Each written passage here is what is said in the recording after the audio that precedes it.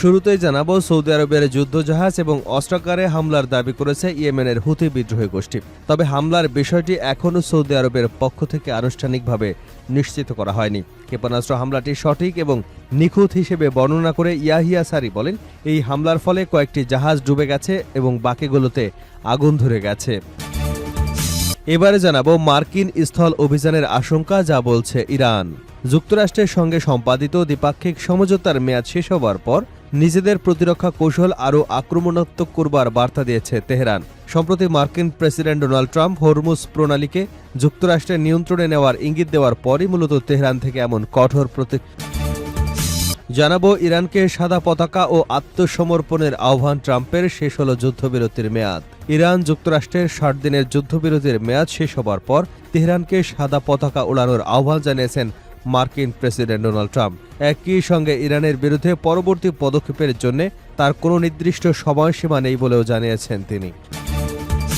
এদিকে যে কোনো হুমকি মোকাবিলার প্রস্তুতি নিচ্ছে ইরান। প্রায় 6 মাস লোকচক্ষুর অন্তরালে থাকার পর ইরানের সর্বোচ্চ নেতা আয়াতোল্লাহ মুস্তফা খামেনি দেশের শাসন ব্যবস্থা নিয়ে তার দৃষ্টিভঙ্গি স্পষ্টভাবে তুলে ধরেছেন। তিনি শীর্ষস্থানীয় নিরাপত্তা পদগুলোতে এক ঝাঁক কঠোরপন্থী ও প্রবীণ সামরিক কমান্ডারকে নিয়োগ দিয়েছেন। বিশ্লেষকদের মতে চলতি মাসের এই রদবদলে ইঙ্গিত দেয় যে তিনি দেশকে যুদ্ধের জন্য প্রস্তুত রাখতে চান। এবারে থাকছে নেতানিয়াহুর নির্বাচনী বিলবোর্ডে ইরান হিজবুল্লাহ নেতাদের পাশাপাশি মামদানি। যুক্তরাষ্ট্রের নিউ ইয়র্ক সিটির মেয়র জোহরান মামদানিকে নির্বাচনী প্রচারের হাতিয়ার হিসেবে ব্যবহার করছেন ইসরায়েলের প্রধানমন্ত্রী বেনিয়ামিন নেতানিয়াহু। পুনর্নির্বাচনের প্রচারের অংশ হিসেবে তেল আবিবে একটি বিলবোর্ডে মামদানির ছবির সঙ্গে তুরস্কের প্রেসিডেন্ট রিসেপ তাইপ এরদোয়ান, ইরানের সর্বোচ্চ নেতা মোস্তফা খামেনি এবং হিজবুল্লাহর প্রধান নাঈম কাসেমের ছবিও যুক্ত করা হয়েছে। এবং সর্বশেষ জানাবো আইআরজিসির সঙ্গে যুক্তরাষ্ট্রের গোপন বৈঠকের খবরে ইরানের প্রতিক্রিয়া। যুক্তরাষ্ট্র এবং ইরানের ইসলামিক রেভলিউশনারি গার্ড কর্পসের নেতৃত্বের মধ্যে গোপন যোগাযোগ বা বৈঠকের খবরকে সম্পূর্ণ বানোয়াট বলে দাবি করেছে তেহরান। ইরানের পররাষ্ট্র মন্ত্রণালয়ের মুখপাত্র ইসমাইল বাঘাই বলেছেন, এ ধরনের খবর ইসলামিক প্রজাতন্ত্রের সিদ্ধান্ত গ্রহণকারী প্রতিষ্ঠানগুলোর মধ্যে বিভেদ তৈরির লক্ষ্যে পরিচালিত এবং মনস্তাত্ত্বিক যুদ্ধের অংশ। এতক্ষণ শুনছিলেন শিরোনাম, এবার থাকছে পুরো সংবাদ। দর্শক, অনুরোধ থাকবে ভিডিওতে একটি লাইক দিন, কমেন্টস করে জানিয়ে দিন এই ভিডিওটি আপনি কোন জেলা থেকে দেখছেন এবং শুনছেন। ইরান ইসরায়েল ফিলিস্তিনি যুক্তরাষ্ট্র যুদ্ধে আপনি যদি মুসলিমদের সাপোর্ট করে থাকেন তাহলে চ্যানেলটি সাবস্ক্রাইব করে বেল আইকনটি বাজিয়ে রাখুন। সৌদি যুদ্ধজাহাজে ক্ষেপণাস্ত্র হামলার দাবি হুতিদের। সৌদি আরবের যুদ্ধজাহাজ এবং অস্ত্রাগারে হামলার দাবি করেছে ইয়েমেনের হুতি বিদ্রোহী গোষ্ঠী।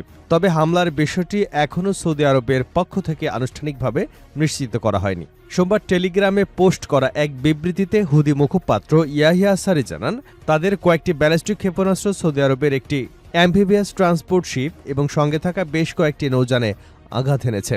ক্ষেপণাস্ত্র হামলাটিকে সঠিক এবং নিখুঁত হিসেবে বর্ণনা করে সারি বলেন, এই হামলার ফলে কয়েকটি জাহাজ ডুবে গেছে এবং বাকিগুলোতে আগুন ধরে গেছে। মুখপাত্র আরও জানান, ইয়েমেনের মধ্য পূর্বাঞ্চলীয় মারিব প্রদেশের সাহন আল জিন সামরিক ক্যাম্পে অবস্থিত একটি সৌদি অস্ত্রাগারেও একাধিক ড্রোন দিয়ে হামলা চালানো হয়েছে হুতি বাহিনীর পক্ষ থেকে। 2014 সালে ইরান সমর্থিত হুতি গোষ্ঠী ইয়েমেনের রাজধানী সানাসহ দেশের একটি বড় অংশ দখল করে নেয়। এরপর হুতি এবং সৌদি নেতৃত্বাধীন জোট সমর্থিত ইয়েমেনি সরকারি বাহিনীর মধ্যে কয়েক বছর ধরে রক্তক্ষয়ী যুদ্ধ চলে। 2023 সালে ইসরায়েল গাজার সংঘাত শুরু হবার পর থেকে হুতিরা লোহিত সাগরে ইসরায়েল এবং ইসরায়েল সংশ্লিষ্ট বাণিজ্যিক জাহাজে ক্ষেপণাস্ত্র হামলা চালিয়ে আঞ্চলিক সংঘাতে জড়িয়ে পড়েছে। মার্কিন স্থল অভিযানের আশঙ্কা, যা বলছে ইরান। যুক্তরাষ্ট্রের সঙ্গে সম্পাদিত দ্বিপাক্ষিক সমঝোতার মেয়াদ শেষ হবার পর নিজেদের প্রতিরক্ষা কৌশল আরও আক্রমণাত্মক করবার বার্তা দিয়েছে ইরান। সম্প্রতি মার্কিন প্রেসিডেন্ট ডোনাল্ড ট্রাম্প কৌশলগত হরমুজ প্রণালীকে যুক্তরাষ্ট্রের নিয়ন্ত্রণে নেওয়ার ইঙ্গিত দেবার পরই মূলত তেহরান থেকে এমন কঠোর প্রতিক্রিয়া আসে। ইরানের বিপ্লবী গার্ড বাহিনী জানিয়েছে, দেশকে রক্ষা করতে তারা যে কোনো কঠোর পদক্ষেপ নিতে সম্পূর্ণ প্রস্তুত। এতদিন পর্যন্ত তাদের পদক্ষেপগুলো আত্মরক্ষামূলক থাকলেও এখন থেকে প্রয়োজনে তারা শত্রুর উপর সরাসরি আক্রমণাত্মক রূপ নিতে পারে। একই সঙ্গে ইরানের সামরিক মুখপাত্র সতর্ক করে জানিয়েছে, তাদের উপর কোনো হামলা হলে মধ্যপ্রাচ্যে অবস্থিত যুক্তরাষ্ট্রের বিভিন্ন গুরুত্বপূর্ণ অবকাঠামোকে সরাসরি লক্ষ্যবস্তু করা হবে। সর্বোচ্চ নেতৃত্বের নির্দেশনায় দেশটির সশস্ত্র বাহিনী এবং উপসাগরীয় অঞ্চলগুলোতে নিরাপত্তা জোরদার করা হয়েছে। ইরানের সামরিক কর্মকর্তারা স্পষ্ট করেছেন যে কোনো বিদেশি সেনাদল তাদের ভূখণ্ডে প্রবেশের চেষ্টা করলে তা কঠোরভাবে প্রতিহত করা হবে। ওয়াশিংটন তাদের পূর্ব প্রতিশ্রুতি পুরোপুরি পূরণ না করা পর্যন্ত হরমুজ প্রণালীতে স্বাভাবিক পরিস্থিতি ফিরবে না বলেও দেশটির পক্ষ থেকে সাফ জানিয়ে দেওয়া হয়েছে। ইরানকে সাদা পতাকা উড়িয়ে আত্মসমর্পণ করতে বললেন ডোনাল্ড ট্রাম্প। ইরানকে সাদা পতাকা ও আত্মসমর্পণের আহ্বান ট্রাম্পের। শেষ হল যুদ্ধবিরতির মেয়াদ।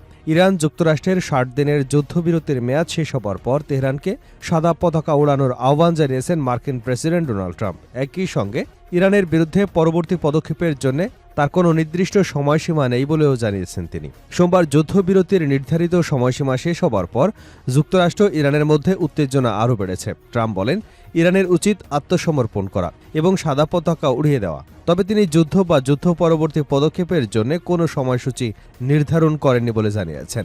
এদিকে ইরান যুদ্ধবিরতি চুক্তি লঙ্ঘনের জন্য যুক্তরাষ্ট্রকে দায়ী করেছেন।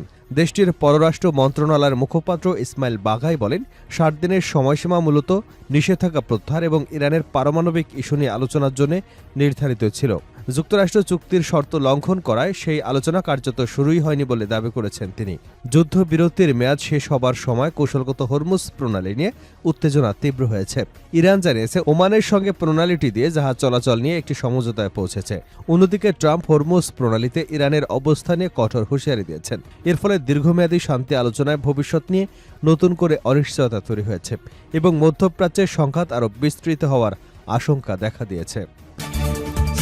যে কোনো হুমকি মোকাবিলার প্রস্তুতি নিচ্ছে ইরান। প্রায় ৬ মাস লোকচক্ষুর অন্তরালে থাকার পর ইরানের সর্বোচ্চ নেতা আয়াতুল্লাহ মুস্তফা খামেনি সেদেশের শাসন ব্যবস্থা নিয়ে তার দৃষ্টিভঙ্গি স্পষ্টভাবে তুলে ধরেছেন।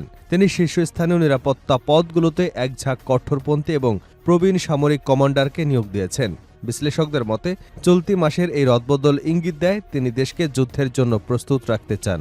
সোমবার দ্য নিউ ইয়র্ক টাইমসের প্রতিবেদনে এ তথ্য তুলে ধরা হয়েছে। বিশ্লেষকরা বলছেন, তেহরান এমন একটি পথ খুঁজছে যার মাধ্যমে অর্জিত কৌশলগত সুবিধা, বিশেষ করে হরমুজ প্রণালীর উপর নিয়ন্ত্রণ হাতছাড়া না করে যাতে যুদ্ধের অবসান ঘটানো যায়। প্রতিবেদনে বলা হয়েছে, সংঘাত বা সংঘর্ষের তীব্রতা কিছুটা কমেছে, তবুও হরমুজ প্রণালী নিয়ে কোনো সমঝোতায় পৌঁছাতে ওয়াশিংটন বা তেহরান কারো মধ্যেই ছাড় দেবার কোনো লক্ষণ দেখা যাচ্ছে না। পাশাপাশি ইরানের পারমাণবিক কর্মসূচি নিয়েও চুক্তির জন্য নির্ধারিত ৬০ দিনের সময়সীমাও শেষ হয়ে গেছে। এই অচল অবস্থা পুরো অঞ্চলকে একটি অনিশ্চয়তার মুখে ঠেলে দিয়েছে।